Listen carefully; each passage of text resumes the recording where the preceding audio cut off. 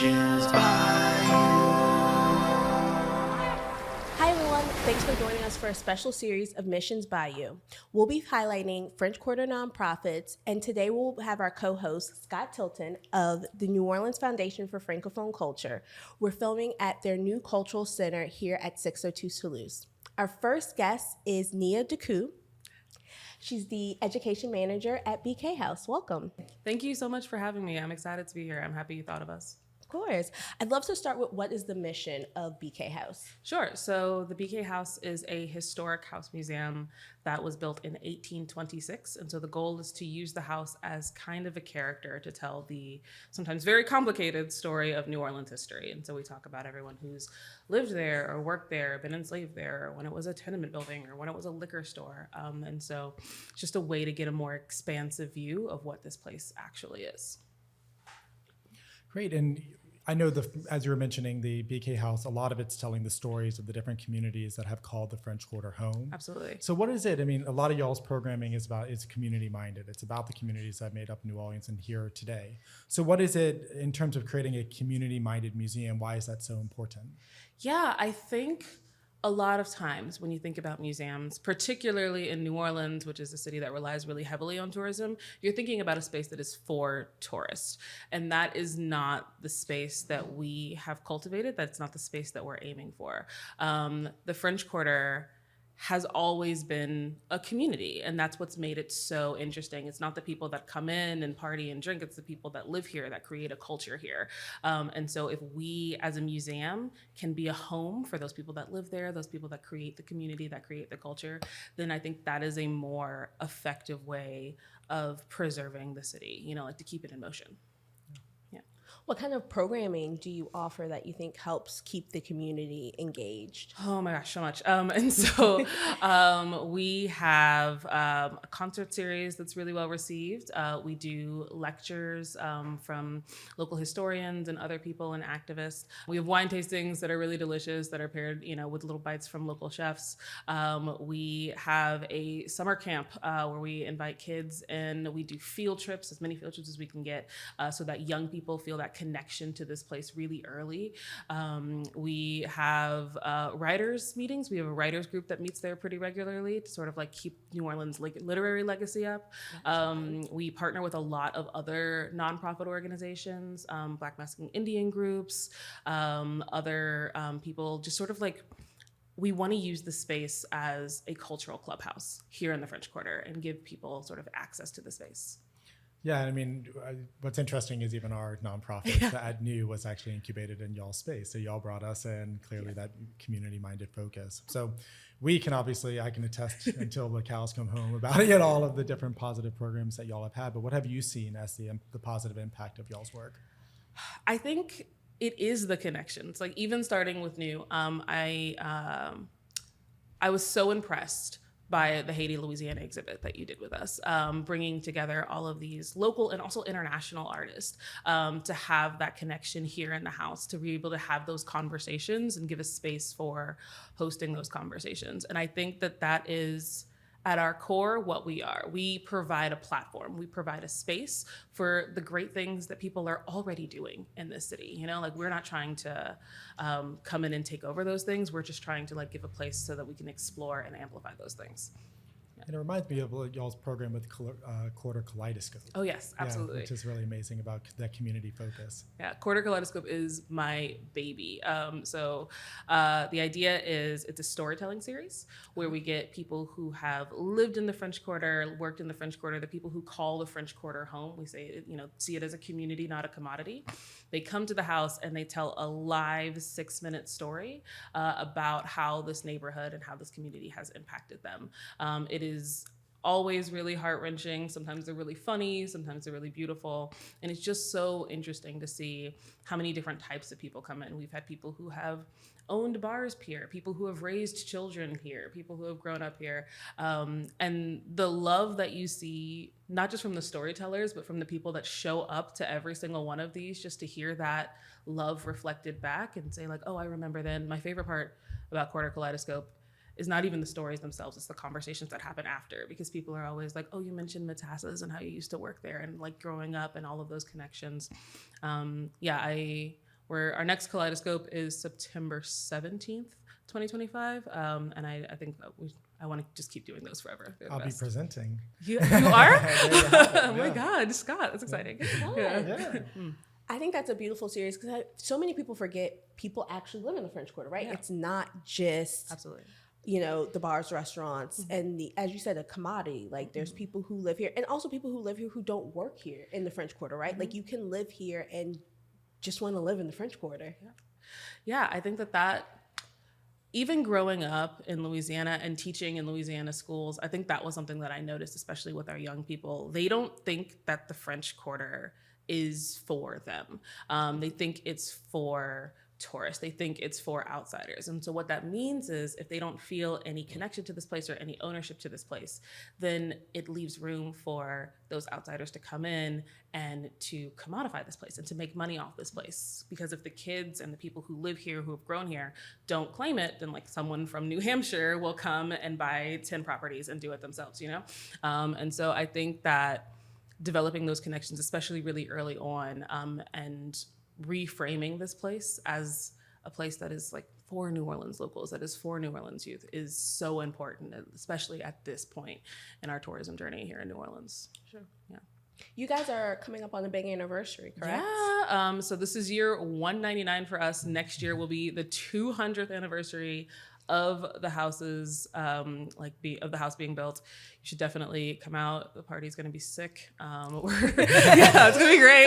Tell us more about what y'all are doing to celebrate this huge anniversary. So we're doing a couple different things. One is the launch of a BK House app. And so you'll be able to kind of have a self-guided exploration of the rooms of our house. And that app is being launched in connection with our Quarter kids, who are a group of teenagers that are coming in this summer, actually, to research and record videos and thoughts about the French Quarter, so connecting themselves and sort of researching the French Quarter themselves. And they're going to produce a series called French Quarter 101.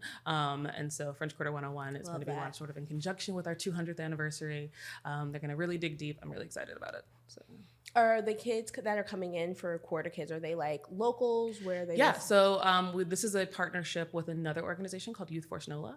And so these are all local youth who are sort of 11th graders rising into their senior year. And this is their first professional experience. So not only are they researching and writing with us, they're being paid to do this. So they're being paid to do that cultural work, which is so important. You've worked with YouthForce before and have them on the podcast. It's really? great. I tell everyone, if you have and also not if you have the capacity, really think about it, because sometimes you think it's an undertaking, but it's such a rewarding program. This is our second year having YouthForce interns, and last year it was so incredible. These kids are just so eager. This is their first professional experience for most of them, and so they're learning a lot.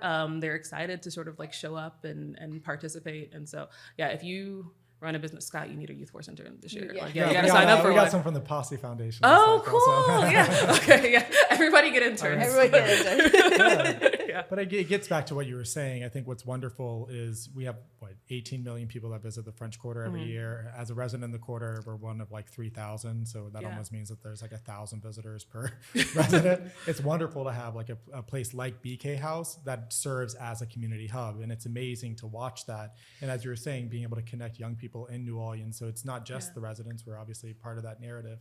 But it's great that y'all are bringing in everyone from throughout New Orleans to be able to be there. Oh. And I think I can only imagine designing those programs with them and putting back on the educator to be able to work with them must be pretty rewarding. Oh, I'm so excited. This is something that I've been looking forward to for months at this point.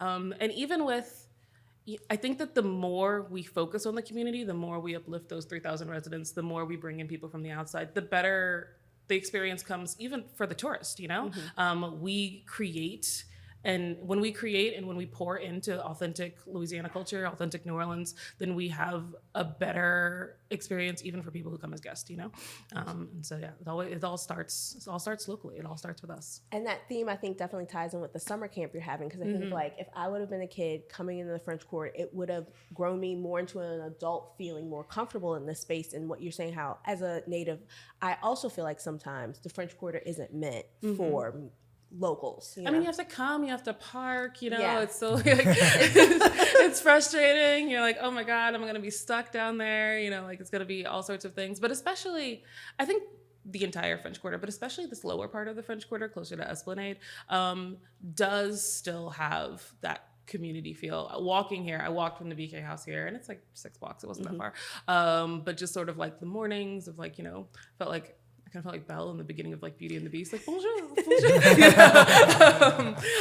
It was, just like seeing everybody waking up, opening up the bookstores, opening up the coffee shops. It's a nice place to come and just sort of like exist as a person. So yeah, even if you don't come in for a BK House event, like come to the French Quarter, like go read a book in the park or something. It's a really nice experience. I will shout out the BK events though, because I've gone to film screenings, wine tasting, the concert. They are a lot of fun. So definitely start there. Start absolutely. At the BK. Yes. I'm not biased at all, but like it is really fun. That garden. Oh my God. Yeah. So most of our concerts happen in our rose garden. So it's a parterre rose garden that was originally designed in the 1840s. And so it's a style of like kind of formal French garden that you don't get to see a lot. And it's gorgeous, especially just this time of year when like the roses are blooming and the jasmine smells great. And so definitely come in. I see people kind of walking by and like peeking through the windows, but you can come in. We're open. We're we're not a secret. So yeah. It's a little oasis in the French Quarter. Absolutely. Yeah. I remember sometimes I would be giving tours and you would just be like having lunch out there when you go to the BK house. It's glorious. It is glorious. Yeah. Mm-hmm. And so how can people get involved with BK House? Yeah, so if you go on our website, you can follow our newsletter so that you can get updated whenever we're having events. We also run on the power of volunteers. And so if you're interested in becoming sort of a more permanent part of our BK House, we have event volunteers, which means that you come and you like pour wine at these wine tastings and then you get to drink wine, which is great. And we rely on volunteers to help give tours, guided tours of the house. And so if you want to learn more and then get to meet all of these people who are coming through the French Quarter, that's a great place to get involved. But yeah, if you go to bkhouse.org and sign up for the newsletter, then all sorts of opportunities for events start popping up. Love that. Can we shout out that date for, is it Kaleidoscope? Yeah, Quarter Kaleidoscope. So Quarter Kaleidoscope will be happening September 17th. That's the next one that's coming up. We also have an event coming up in July, the 14th, for Bastille Day. That one's called Revolution Across the Atlantic, which follows the trajectory of the French Revolution, and so how those revolutionary ideas impacted the Haitian Revolution, and then how those people from the Haitian Revolution came here to Louisiana and influenced our own revolutionary fervor for our German Coast Rebellion. That's going to be a celebration. We're going to have music, so we're going to recreate a lot of that protest music, a lot of the poetry that sort of was floating around there. I think it's going to be really great. If you are someone who is interested in Louisiana history or music, please come out to that as well. Cool. So you mentioned website, social media. How can we find you guys? So we're at BK House NOLA everywhere. So on Instagram, all of our events are listed on Facebook and things like that. But yeah, BK House NOLA. Well, having been on this podcast once before, I know that they like to end with a quirky question. So I feel like I'll do the honors this time. Okay. So if there was a French Quarter street to describe you, what would it be? Which one? Well, of course, like the obvious answer is Charter Street, because that's where the BK House is, and so much history, and we've got so many museums. But I think I'm going to pull a wild card, and I'm going to steal your home, and I'm going to say Royal Street. Royal Street just has so many art galleries and antique shops, and there's just so much. I could walk up and down Royal Street every day for a year and discover something new every single time, and so I think I'm going to pick Royal Street. So. I was also going to go with Royal Street. Same reason though, right? Like there's so many different galleries. There's so many cute shops. Yeah. Restaurant, everything. Everything's on Royal Street. So many stories on Royal Street, Yeah. Like maybe that'll be the next Quarter Kaleidoscope theme, like Royal Street stories. That'd be a good one. The history behind all those. I think it'd be really fun. I think I'll pull a wild card. I would say Burgundy. First of all, as a proud New Orleanian whose accent and vowels are always off, I'll say that Burgundy is probably speaks to my soul. But when I was growing up, when my family moved down to the French Quarter, like post Katrina, we spent more time in the Quarter. I had a lot of friends who lived on Burgundy, and I just have all these recollections of being at my friend Sophia Germer's house. And we would be sitting there very clandestinely on her roof line overlooking the French Quarter. So I always have these memories of that. So I think maybe Burgundy. That's a good reference. Yeah. That's a good one. Yeah. Mm-hmm. There's so many good ones. I was like, now I'm thinking, and I'm just like, also Dauphine, like. Dauphine Although is there is, so there cool. is this house on Dauphine that if I ever like got into, millions and which millions of house? dollars, I would totally buy. Is it the like? It's this like white house that's like beautiful. That's like right between St. Philip and Dumaine. Yeah, I think I know like, exactly what you're talking about. So, Yeah, no, always beautiful houses. spotted out new spots in the quarter. Now it's making me think of other French Quarter memories because now I think of South Peters and like going to Jack's with my parents and like different things like going aquarium, like being down there, Yeah. like hopping around, And there's a lot of little hidden gems in the quarter, and that's what Exactly. makes it fun. Yeah, like leave Bourbon Street and you discover a whole new world, When I have family and they're like, let's go to Bourbon, I said no. Oh my Like God. there's so much. It's like the worst part about having out of town friends, They're like, Yeah. let's go to Bourbon Street. And I'm like, we could not do We- that. We could do literally Yeah. anything else. And My favorite though is if you stroll down Bourbon Street at like 6 a.m. There's obviously sort of it's an odor, it's a vibe. But it is actually cool to look up because that's the only time that you can actually start looking up when you're on there without hitting something. And it's the buildings themselves are actually very pretty. yeah, It's sad though. Yeah. on the Esplanade side of Bourbon, things are really nice too. Yeah. Cool. Well, thank you so much for joining us. Thank you. Can't This wait has to been really catch fun. up to Yeah, it. I appreciate that. Yeah. Thanks for listening to Missions Bayou, powered by Comfy Stone. If you enjoyed this episode, be sure to follow the podcast wherever you listen. And if you're watching on YouTube, don't forget to subscribe and drop a comment, letting us know your thoughts and who you'd like to hear from next. We'll see y'all next time.